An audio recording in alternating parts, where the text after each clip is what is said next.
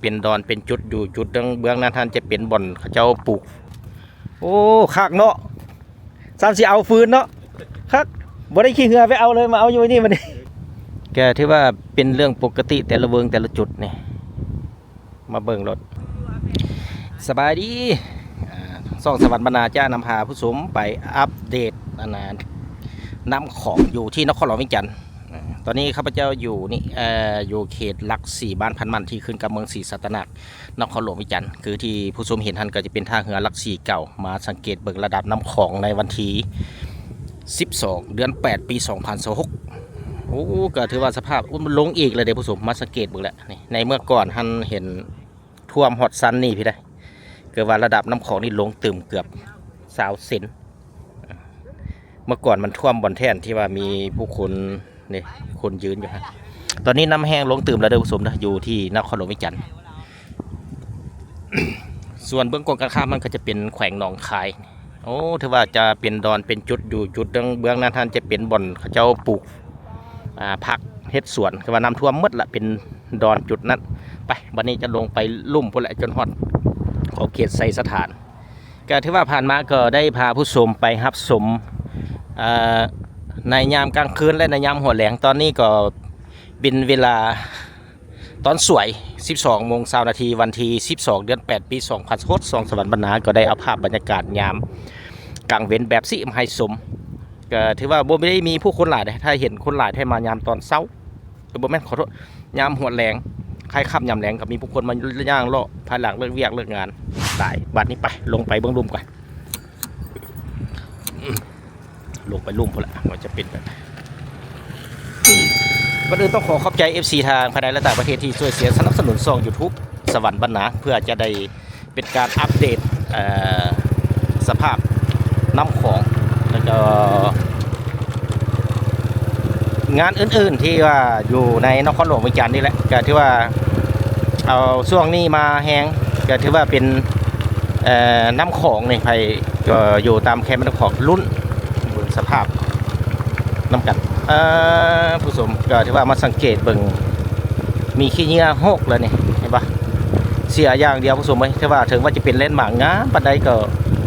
งามโลดถ้าว่าจิตสำนึกบางคนที่ว่ายังบ่มีความรับผิดชอบแต่ว่ามีจุดหนึ่งเป็นบ่อนท่องเที่ยวแล้วก็ถือว่ามีขี้เหงื่อหกก็เป็นบางคนแต่บ่ได้เหมารวมบางคนก็รักษาความสะอาดช่วยกันแท้ก็จะมี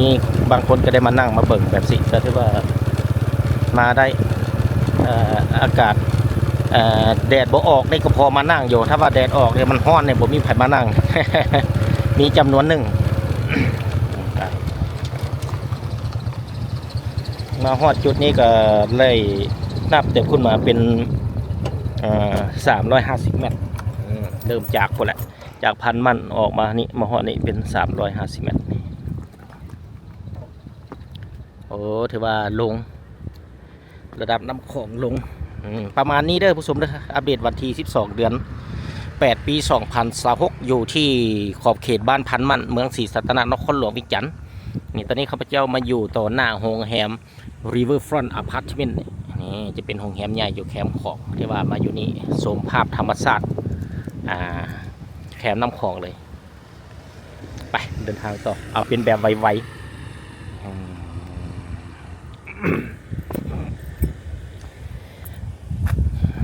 สวยงามยามบ่าย โอ้มีท่อนไม้มีอย่างลงไหลก็ถือว่าในเมื่อก่อนผู้ชมอยู่โดยเฉพาะแม่นขอบเขตหาดดอนจันนะมีผู้คนขี่เรือไปเอาท่อนไม้ที่เห็นไหลมาตามแม่น้ำนี่นะเอาออกมาเฮ็ดฟืนนี่ก็ถือว่าเป็นฟืนดังได้เอามาตากแห้งแล้วก็ถือว่าดังเฮ็ดฟืนได้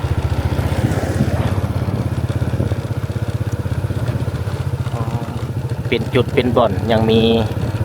ขี้เหงื่อเด้อผู้ชม น่าเห็นใจแต่ว่าบ่มีความรับผิดชอบในกันนี่ก็คือเห็นเลยแหละในส่วนเบื้องซ้ายมือนี้สังเกตเพิ่นก็ได้ปลูกหญ้าปลูกต้นไม้เพื่อจะให้เป็นร่มเย็นดีในอนาคตเวลามันใหญ่ขึ้นมา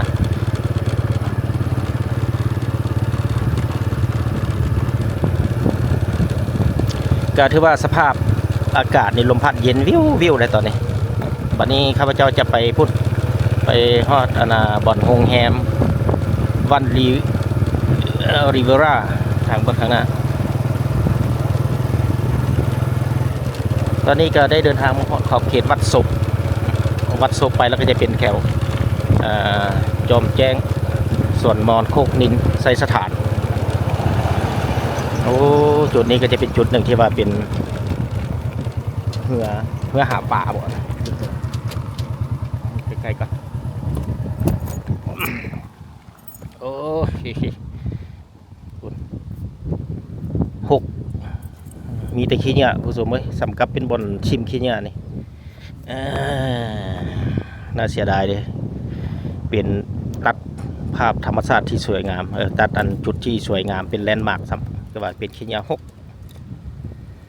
คือว่าเว้ากันมาหลายเทื่อแล้วถือว่าน้ำคลองลงเกือบมาสังเกตมันท่วมที่ลงไปพุ่นกับชิลกอยู่เทียบแล้วกับประมาณ50 เซน50 เซนนี่ก็จะเป็นเรือหาปลาขึ้นโคก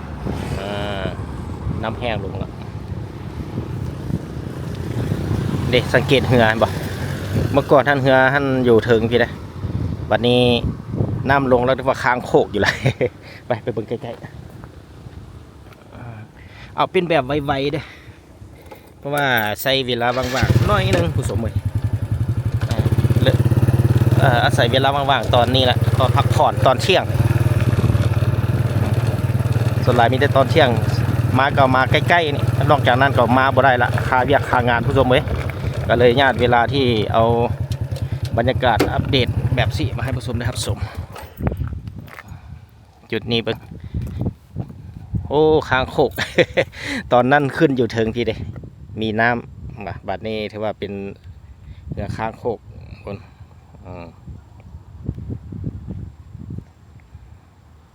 เรือค้างโคก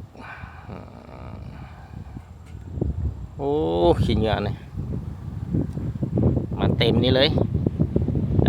ต้องการขี้เหงื่อถือว่ามาเก็บกระป๋องหลายเต็มเพียบอยู่นี่ขี้เหงื่อนี่จากมาแต่ฝั่งได้ละมาแต่ใส่ไหลมาแต่ถึงลงลุ่มปุ่นก็ว่าเบิ่งระดับน้ำคลองนี่ก็ไหลไวพอสมควรนี่ถ้าเป็นทอนใหม่นะไปเอาออกมาเฮ็ดฟลัวเฮ็ดพื้นก็ใครเนี่ยก็ที่ว่าน้ำแห้งลงได้ละแต่ว่าในปี2016นี่ก็เป็นอีกหนึ่งที่ว่าพอหลังสำเร็จคู่กันน้ำแบบซี่แล้วก็ถือว่าเฮ็ดให้พ่อแม่ประชาชนที่อาศัยอยู่ในนี้ก็มีความไว้วางใจแต่บ่กังวลเรื่องว่าน้ำจะขึ้นมาท่วมคือผ่านมานั่นเองก็ถือว่าไว้วางใจเลยบาทนี้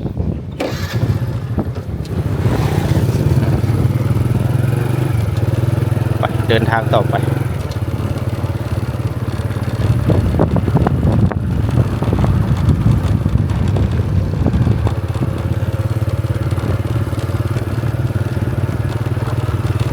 แคมของย้ำบ่ายบ่แม่นย้ำแรงเด้อถ้าว่าทำมาย้ำหัวแรงนี่คนเต็มเลยย่างออกกำลังกายอยู่ในจุดนี้นะผู้ชมวันนี้ก็ถือว่าช่วงสวรรค์บรรณาก็ได้เก็บภาพเป็น2 ช่วง3 ช่วงตอนสวยแบบสิช่วงหัวแรงแล้วก็ช่วงกลางคืนก็ได้ว่าเป็น3 ช่วงตอนนี้ก็ได้ว่าเป็นช่วงตอนสวย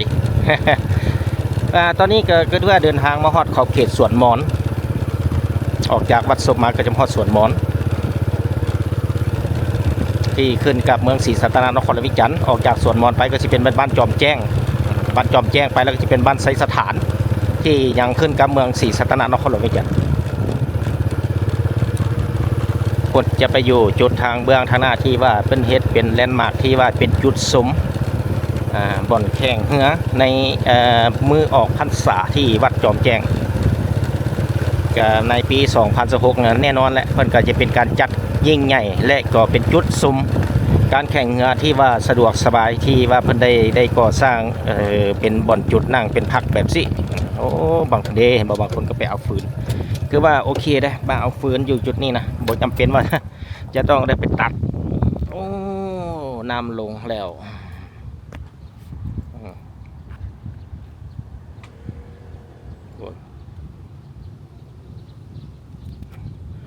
พุ่นจุดนั้นก็เห็นผู้คนเก็บเอาไม้ขึ้นมาเฮ็ดฟืนจุดนั้นไปเดินทางต่อไปถ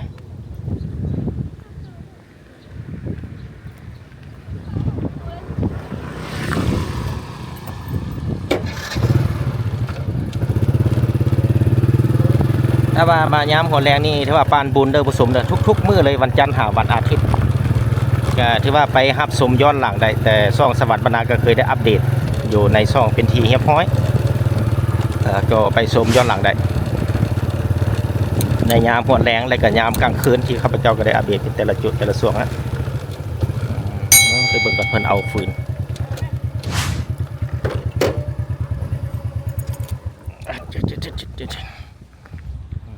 โอ้โถโอ้แห้งลงหลายตื่มแล้วเนาะ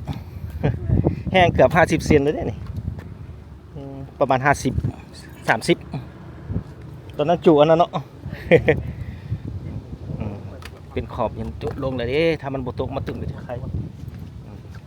ถ้าว่าแห้งลงเกือบ50เซนนี่แต่เมื่อก่อนนี้พี่วัดพี่นะในสังเกตเป็นหอยขี้ตะเละอยู่ในนี้แห้งลงแล้วตัวนี้แต่ว่าระหว่างได้ย่างไปตามนี่มืดแท้ๆให้ผู้ชมไหมนี่ในเมื่อก่อนนะช่วงวันที่9ที่10นะฮอดพี่วันนี้มันก็แห้งลงไปอยู่พักลุมพุ่นละโอ้ไปเบิ่งเพิ่นเอาฟืนก่อนโอ้คักเนาะ3 4เอาฟืนเนาะคักบ่ได้ขี้เหือไปเอาเลยมาเอาอยู่นี่มันนี่เป็นยากจะสิขนขึ้นนี่ปู้ยากบ่ขนขึ้นได้บัดนี้เนาะโอ้คักได้เรื่องตัวใดมันไหลมาใกล้ยังเอาใกล้มือให้ก่อก่อคักได้เรื่องนี้เพิ่นเก็บเอาไม้นี่ไปเฮ็ดฟืนผู้ชมไปสุดยอดเลยใครอยากได้ไม้เฮ็ดฟืนให้หลวเฮ็ดฟืนก็มาเอาอยู่แค่แม่น้ำของนี่ที่ว่าเทวดาเพิ่นปล่อยน้ำลงมาแล้วคือปล่อยหลวปล่อยฟืนมานำถ้าว่ามีเหือเอาเหือไปเอาอยู่กลางเพิ่นก็ได้แต่ว่าน้ำไหลแห้งไปขึ้นไปเบิ่งเถิงไป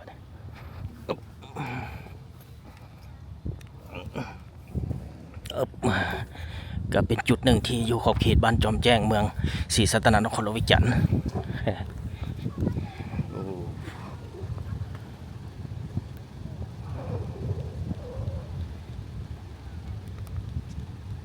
ก็มาสังเกตเบิ่งในมือสวย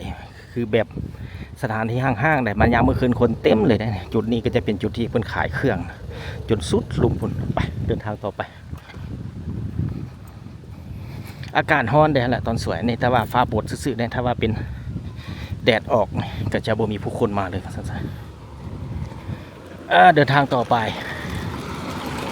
เอาเป็นแบบไวๆผู้ชมไหมเป็นแบบไวๆมาให้ชมก็ถือว่าจุดประสงค์ก็เพื่อมาอัปเดตระดับน้ำของครั้งวันที่12 เดือน 8 ปี 2026อยู่ที่นครหลวงวิจันทร์หรือว่าท่านใดไปเห็นอยู่จุดใดจุดอื่นก็สามารถแชร์หรือว่าแสดงแลกเปลี่ยนข้อมูลกัน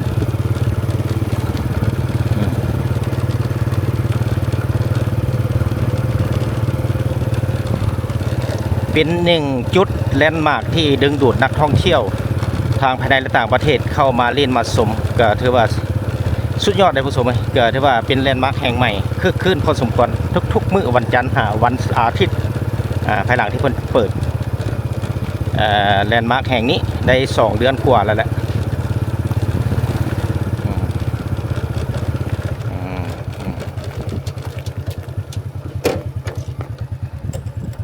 ลงไปเบิ่ง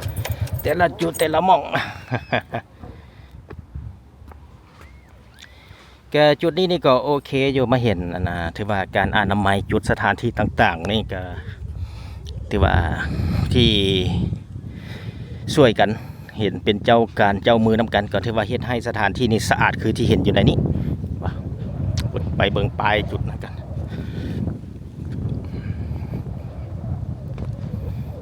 โอ้ขี้เหงื่อเต็มเลยผู้ชมนี่มาเก็บเนี่ยกระตุกกระป๋องอยู่แคมป์นี่เลยมีบางคำเห็นก็แสดงเขาก็เห็นมาอยู่ในวิดีโอข้าพเจ้านี่แหละเห็นคือบอกเก็บมาสันโอ้ข้าพเจ้ามันบ่มีเวลาเก็บก็เลยว่ามีแต่เลาะถ่ายเบิ่งความเป็นจริงแบบสิ บ่โดนก็หมดเลยเจ้าน้อยก็มีผู้มาเก็บออกหมดแล้วจุดนี้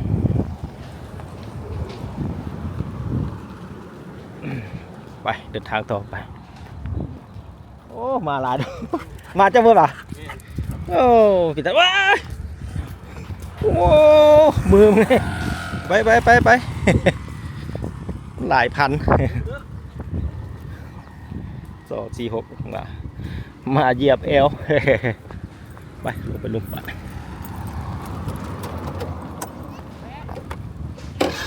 นี่ก็จะมีผู้คนเริ่มมากับเกียมกับเก็บมาเก็บธนาขี้เหงื่อเป็นกระตุกอื่นๆไปเดินทางต่อไปบ้านนี้ก่อนอื่นต้องขอขอบใจ FC ทางภายในและต่างประเทศที่ช่วยเสียสนับสนุนช่อง YouTube สวรรค์บรรณาด้วยดีเสมอมาเพื่อจะได้รับข้อมูลข่าวสารมาให้รับชมแต่ละระยะไปนี่ก็จะเป็นจุดสุดเขตที่ว่าเพิ่นเป็นบ่อนจุดที่ว่าบ่อนซุ้มแข่ง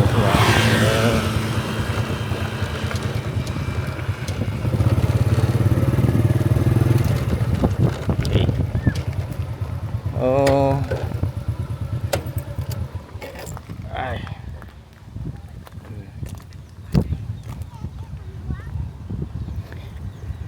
นี่ก็จะเป็นเหือหาปลาของพ่อแม่ประชาชนที่จอดอยู่ในนั้นนี่เพิ่นหาปลาอยู่ปูนกลางน้ำของเพิ่นแต่มาสังเกตเบื้องน้ำนี่ไหลแห้งเด้บ่กล้าขี่เหือเข้าไปถ้าผู้บ่ลึงบ่เคยบ่กล้าเข้าไปน้ำคุ้นนี่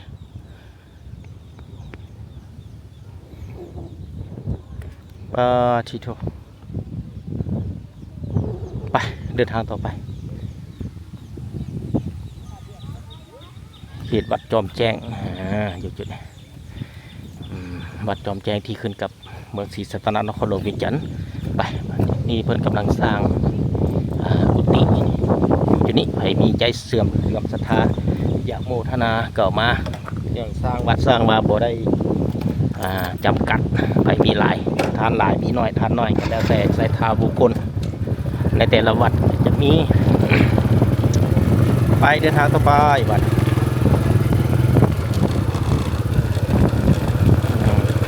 เบิ้งไปตามทางย่างกับบัดคนบ่มีก็เลยไปตามทางย่างนี่แหละ พุ่นข้าพเจ้าจะขี่ให้ผู้ชมภาพชมจนฮอดพุ่นแหละบ้านไซสถานหลังจากนั้นก็จะได้โค้งกลับพอดีฮอดโมงเหตุเวียกเหตุงานที่ว่าในปี2026นี่ก็เป็นอีกหนึ่งสิ่งท้าทายที่ว่าเบิกระดับน้ำของขึ้นพร้อมกับที่ว่าคู่การน้ำที่ว่าฮับกันน้ำข้างทำอิฐใน2026ถ้าว่าบ่มีคู่กันน้ำนี่เน็ตบ้านเงินพ่อแม่ประชาชนที่อยู่เรียบตามแคมน้ำคลองนี่มีความระบาดระแวงมีความเสี่ยงที่น้ำจะล้นตลิ่งเข้ามาท่วมถือว่ามาฮอดเดี๋ยวนี้นี่ก็ถือว่าไว้วางใจที่ว่าซึ่งเป็นโครงการหนึ่งที่เป็นเงินของส.เกาหลีว่าถ้าว่าอย่างหู้ข้อมูลลึกลับบ่แม่นอย่างหู้ข้อมูลที่แท้จริงก็ไปซอกหาคนได้เด้อก็เพิ่นก็ได้มีแล้วแหละมันก็มีข้อมูลไว้คือกันข้าพเจ้าจะเป็นการนำเสนอแต่ภาพรวมคือแบบสิ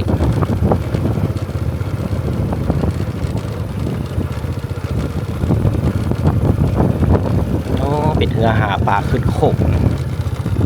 เหือหาปลาของพ่อแม่ประสนเอาเหือมาปุ๊บเพิ่นก็ได้มั่งเอาจักขึ้นมาไว้ถึงเนี่ยเอาไว้ลุ่มผมก็เอาไว้ ยันเหือไหลที่จริงเพิ่นก็มัดจอกไว้แล้วแหละเหือแต่ละคนโอ้จุดโค้งนี่ผู้ชมเอ้ยยอมห้ามและขี้เหงื่อนี่จักมาได้ทางใดแล้วบ่หมายความว่าแต่ขี้เหงื่ออยู่ในที่จุดนครหลวงเวียงจันทร์ดอกแต่ว่าในแต่ละจุดตามลำแม่น้ำนี่ก็จะเป็นแบบซี่แหละมหาศาล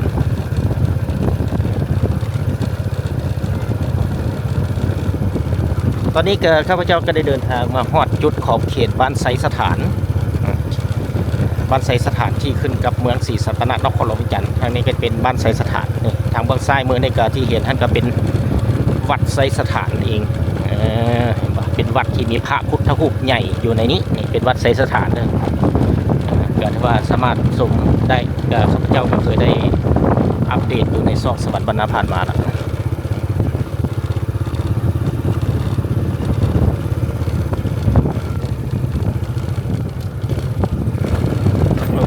นี่สุดขอบเขตนี่มาในจะบ่มีทางย่างนะบ้านนี่จะเป็นทางแบบปูยาจนสุดข้าพเจ้าจะเป็นลงสุดเบื้องลุ่มหมดแหละทางแขวงหนองคายเส้นกันก็ถือว่ายังอยู่ในระดับสูงพอสมควรเบื้องระดับดินเทียบกับหน้าน้ำที่เฮาแนมเห็นอยู่ในจุดนี้สังเกต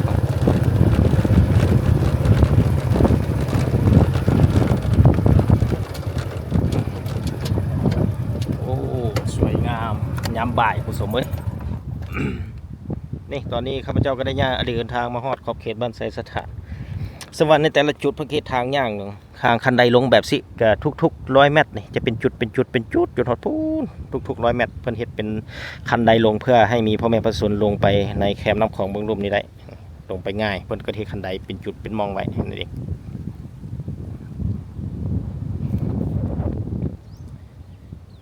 นี่ก็ถือว่าเป็นการอัปเดตสถานการณ์แม่น้ำของระดับน้ำของอยู่ที่นครหลวงวิจันทร์โดยเฉพาะแม่นขอบเขตเมืองศรีสัตนะนี่อยู่แลนด์มาร์คแห่งใหม่ที่เริ่มแต่พันมั่นจนมาฮอดบ้านไซสถานเมืองศรีสัตนะนครหลวงวิจันทร์ในส่วนไปทางเบื้องนั้นลงไปลุ่มพุ่นก็จะเริ่มจากบ้านโพนสว่างจนฮอดธนาโบโอสมโฮงแกงยางฮอดพุ่นละจนฮอดหาดดอกแก้วก็ถือว่าข้าพเจ้าก็ได้อัปเดตมาหลายครั้งแล้วก็สามารถไปติดตามรับชมย้อนหลังได้จุดนี้ก็จะเป็นเวิงโอ้เป็นเวิงอ๋อโถมาเก็บขี้เหงื่อเด้อผู้ชมเด้อขี้เหงื่อเต็ม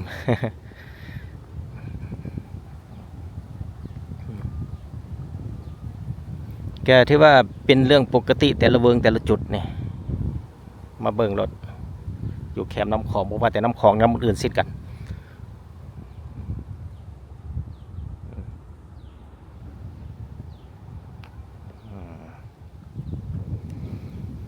ก็ถือว่ามาฮอดไซสถานนี่ผู้ชมมีหอเลยหอบ้านเพิ่นนี่เพิ่นเฮ็ดอยู่ในนี้ซึ่งว่าเป็นสิ่งสักการะบูชาซึ่งเป็นความเชื่อของส่วนบุคคลบางคนก็มากราบมาไหว้ยูทูบเทียนหมากไม้หรือว่าน้ำแดงน้ำเขียวที่มากราบมาไหว้ซึ่งเป็นความเชื่อของส่วนบุคคลเด้อที่ว่ามีหอบ้านเพิ่นอยู่ที่ทางหลังบ้านนั่นเอง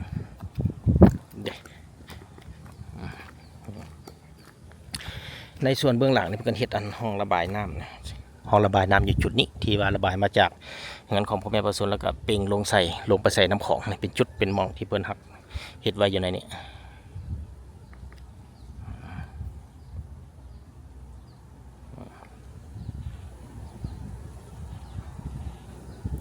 สาธุก็ที่ว่าก็ได้มารับชมมาเห็นอีกครั้งส่องสวรรค์บรรณา